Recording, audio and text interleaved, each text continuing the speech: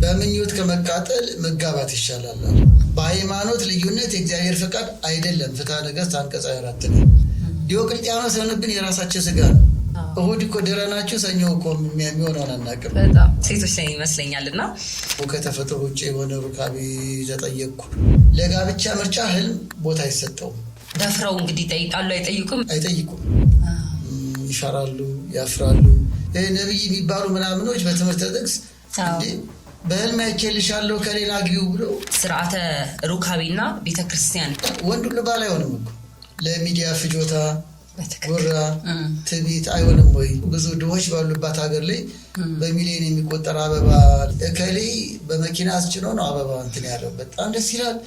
ሰርፕራይዝ አመጋትልና ምንድነው በሲኖትራክ ያስጭን ነው። ብዙዎቻችን ደፍረን የማንጠይቀው ለምሳሌ ለመዳራት እንዲያው በቃ ጓደኛ አለ ለማለት ያህል ብቻ ለዝሙት ጉንፋን አይደለም ድንግልና አይገባም።